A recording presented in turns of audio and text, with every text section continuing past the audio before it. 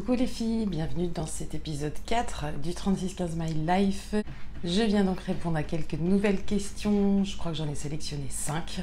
Je remercie évidemment toutes celles qui ont laissé des petits smileys, des petits mots et des petits pouces en l'air sur la dernière vidéo. Alors, petit essai d'incruste, je ne sais pas si le son va être bon parce que je suis en extérieur. C'était pour préciser que durant cette vidéo, il y a mon chat qui s'amuse, mais il s'amuse beaucoup trop et en fait il s'amuse à gratter au-dessus de sa litière. Voilà, donc j'ai fini par le faire sortir pour qu'on soit un peu plus tranquille, mais je suis désolée pour le bruit que ça peut occasionner. L'éclairage n'est pas optimal parce qu'en fait c'est très tôt le matin là.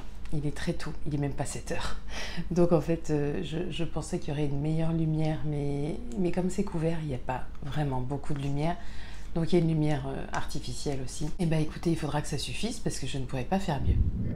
Alors évidemment, je manque à toutes mes obligations. J'ai voulu aller un petit peu vite et je m'aperçois au montage que je vous ai absolument pas dit que si vous ne me suivez pas habituellement, ce dont je doute quand même fort compte tenu du contexte de cette vidéo, et ce 3615 My Life qui a priori ne pourrait pas intéresser des gens qui ne me suivent pas autrement.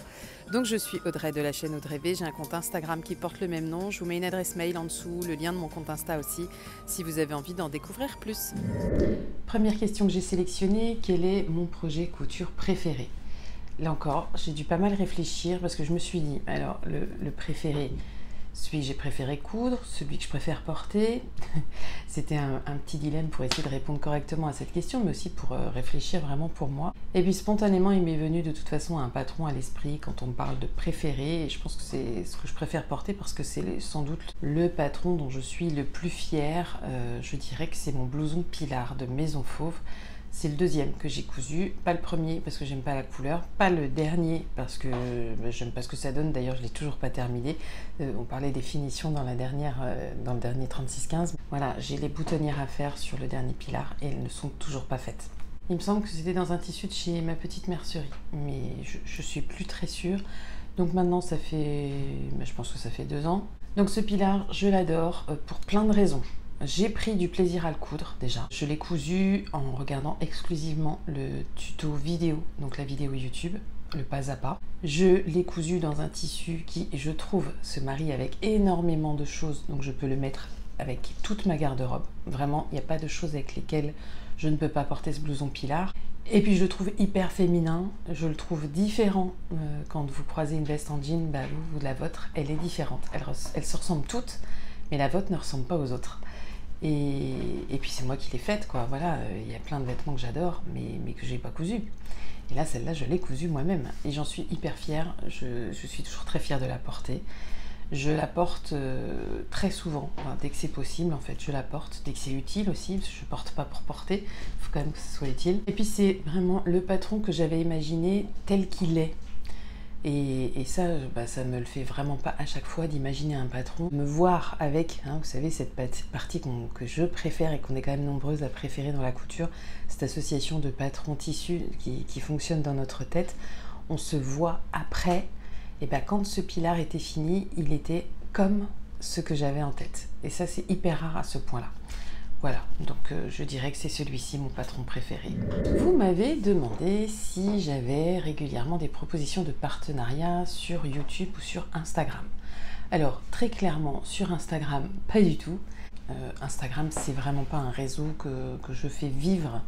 Je sais que je manque de régularité, je poste très peu de photos. Je fais pas vivre ce réseau parce que c'est pas un réseau qui m'emballe plus que ça. Pour ce qui est de YouTube, bon voilà, c'est autre chose. J'en reçois, oui, j'en reçois comme je pense toutes les youtubeuses. Mais la plupart du temps, c'est sur des produits, des services qui ne m'intéressent pas.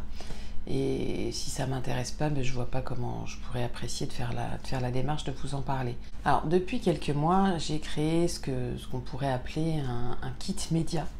C'est un document sur lequel finalement je note le tarif de certaines prestations, comme si vous voulez que je fasse une vidéo sur YouTube totalement dédiée à votre marque, ça vous coûtera tant. Si vous voulez que je fasse une vidéo YouTube en incluant quelques minutes à votre marque, ça vous coûtera tant, etc. Et depuis, à chaque fois que je reçois une proposition de partenariat, que ça me plaise ou non, hein, que le partenariat me plaise ou non, je renvoie mon kit média. Et la plupart du temps, vous n'avez pas de retour. C'est-à-dire que ils n'ont pas intégré la démarche qu'il ne suffit pas juste d'offrir un produit pour que la personne en face ait envie de faire ce que vous attendez d'elle. Et donc quand vous faites ça, quand vous renvoyez le kit média, vous avez très rarement de nouvelles en retour. C'est assez pratique finalement pour s'en débarrasser. J'aime bien, au contraire, moi, faire la démarche d'aller voir des gens avec qui j'ai envie de m'associer. Alors j'allais dire travailler, mais c'est pas travailler parce que souvent c'est pas du travail puisque c'est gratuit. Mais par exemple, je pense à la rue du tissu, dont je vais vous parler très bientôt. Je sais que je promets cette vidéo depuis un moment, mais il faut vraiment que j'ai le temps de la tourner. Donc j'espère que ce ne sera pas samedi prochain, mais l'autre, que je devrais pouvoir la sortir. La rue du tissu, c'est moi qui les ai démarchés. Je leur ai proposé de faire connaître leur marque en passant par ma chaîne YouTube. Et je ne leur ai pas demandé d'argent en retour. Voilà, je me suis contentée, si je puis dire, des produits qu'ils m'offraient, qu'ils se proposaient de m'offrir. Et parfois, ça peut me suffire si la démarche vient de moi, en fait. Voilà, c'est plutôt ça. Donc, pour répondre à la question des partenariats Insta, non. YouTube, oui. Des partenariats avec échanges financiers, eh ben, il n'y en a clairement pas. Je pense que je ne suis pas encore rentrée dans le clan des influenceuses pour mériter sans doute d'être payée pour parler de certains produits. Je précise que en fait, c'est tout à fait normal que les marques ne viennent pas vers moi parce que j'ai quand même tendance très souvent à dire ce que je pense et je fais pas forcément dans la dentelle, donc c'est vrai que ça plaît pas forcément à tout le monde, mais c'est pas grave parce que c'est comme ça que j'ai envie de rester. Allez, on passe à la suivante.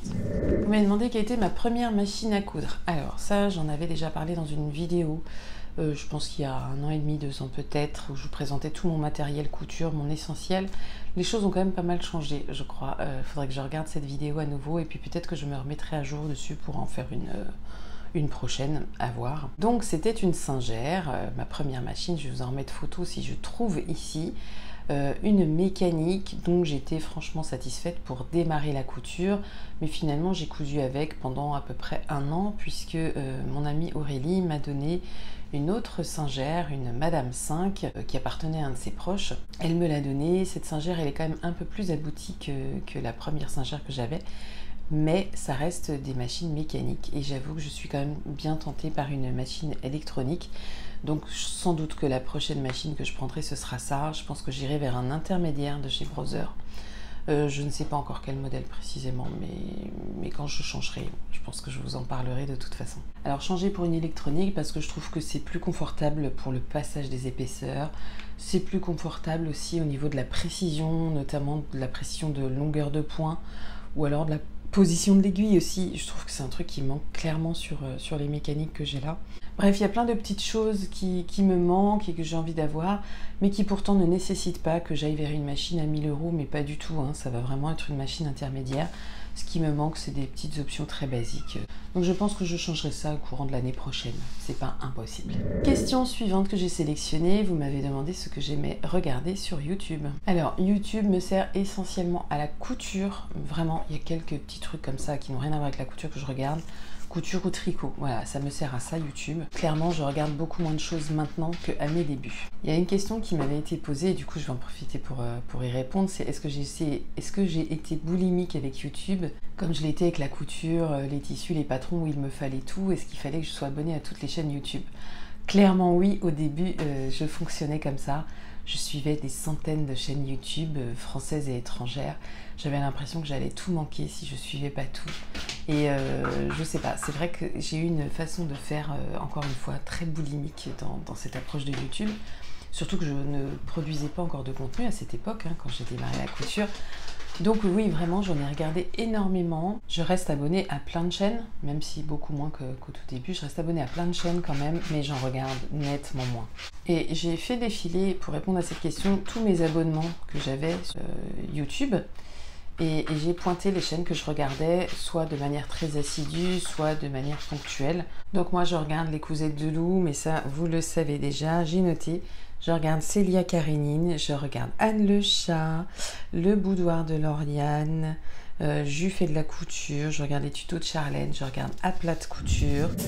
Et bien sûr, j'ai oublié de parler d'Emma, mais Emma ne fait plus de vidéos et Emma ne sait pas si elle va revenir, mais Emma Friendly Couture, c'est évidemment une chaîne que je suis dès qu'il y a une sortie, donc Emma, tu sais quoi faire, hein. On t'attend et on est nombreuses. J'ai aussi une sélection de chaînes que je regarde selon vraiment la thématique. C'est notamment le cas pour Raphaël DVN ou pour Fêlé de la Bobine ou pour Somibo, pour la cabane à coudre. Voilà, il y a plein d'autres chaînes comme ça que je regarde de manière assez occasionnelle selon la thématique qui est abordée. Effectivement, j'ai plus du tout cette gourmandise du début avec YouTube. Je ne pense pas que ce soit lié au fait que moi je fais du contenu aussi. Vraiment, je pense que ça n'a pas de lien. C'est juste que je manque maintenant clairement de temps et que quand j'ai du temps, j'ai pas spécialement envie de le consacrer à des vidéos sur YouTube. Je préfère soit les tourner moi, les miennes déjà, soit m'orienter vers autre chose et ce ne sera pas forcément de la couture d'ailleurs. Et je crois que comme beaucoup d'entre vous, quand je regarde une vidéo, c'est souvent au petit-déj, donc très tôt. Pendant le petit-déj, ça peut être parfois dans les transports, mais alors c'est très rare parce qu'il faut que le réseau soit bon. Et puis sinon, ça va être vraiment en toute fin de soirée. Voilà mes petits moments vidéo YouTube. Et vous m'avez demandé plutôt jupe ou pantalon. Mais là aussi j'ai réfléchi, ça paraît basique comme question. Alors je pourrais répondre les deux, mais si je fais au prorata d'une semaine par exemple, voilà, il se passe une semaine et je me dis qu'est-ce que j'ai porté? Et j'ai porté plus de pantalons que de jupes. Pourtant même dans mes coutures vous voyez beaucoup de jupes cousues, mais j'ai aussi beaucoup de pantalons, des pantalons que j'ai pas cousus comme des jeans par exemple. Pour ce qui est d'aimer coudre, que ce soit les pantalons ou les jupes, j'aime bien coudre les deux, sachant que de toute façon moi je vais pas vers des modèles fantaisistes, je vais vers des modèles assez basiques avec une ceinture élastiquée. Pour les pantalons, vous l'avez vu, c'est le opale, c'est le Dresde, c'est le fez, c'est le carène. Voilà, c'est des choses quand même assez basiques, toujours dans un style, je dirais, un peu similaire, mais que je prends vraiment plaisir à porter et à associer avec d'autres choses. Et puis pour les jupes, c'est des jupes longues, un petit peu évasées, parfois très évasées quand je pars sur une jupe Justine qui va être la jupe demi-cercle ou une jupe cercle. Voilà, c'est ça mes envies. Mais si je fais le bilan de mes semaines, je porte plus souvent des pantalons que des jupes. Après, ça va aussi dépendre des saisons. Je porte aussi des robes, mais là encore, la robe, c'est à peu près aussi souvent que mes jupes. Et puis je dirais, petite précision quand même, cette année, j'ai très envie, alors j'ai pas très envie d'être en hiver, mais j'ai très envie cet hiver, dès que le temps va le permettre, de porter robe, collant et bottines ou bottes. Ça c'est un truc qui me fait envie cette année, que je n'avais pas trop fait l'année dernière, mais cette année je pense que je vais vraiment aller vers ça et ça va, je pense, me pousser à coudre d'autres modèles de robes que celles que j'ai déjà. Et puis pour les pantalons, vous le savez bien, vu ce que je porte, évidemment, je ne coupe pas de jeans. Alors les jeans, j'en coupe pas, j'en porte beaucoup, mais je n'en coupe pas, et j'en coupe pas pour deux raisons. La première raison, c'est que j'ai trop de gradations à faire sur un patron, notamment de jeans, pour qu'il maille, pour qu'il colle vraiment à ma silhouette, et ça fait grader énormément de pièces sur un jean. Il y a quand même beaucoup de détails, et j'ai pas envie de perdre tout ce temps, et je dirais même cet argent, parce que le tissu jean, il est pas donné. Donc j'ai pas envie de perdre ce temps et cet argent pour un résultat que je sais vraiment aléatoire, qui va dépendre de plein de choses et qui peut être aussi moche que réussi. Et la deuxième raison, c'est que mes jeans, je les achète toujours au même endroit depuis 20 ans. Je les achète chez Mango, pub gratuite pour eux, mais et la plupart du temps en solde. Donc là, vous voyez, c'était les soldes. J'ai acheté 3 jeans, c'était 10 € pièce. Donc j'ai 3 jeans pour 30 €, c'est vraiment imbattable. Et ce sont des jeans qui me vont et que j'aime porter.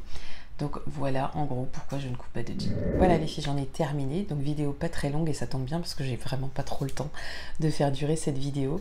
Je vais continuer à me préparer avant de partir. Je vous fais des gros bisous. On se retrouve mercredi prochain, je crois. J'espère, je ferai tout pour.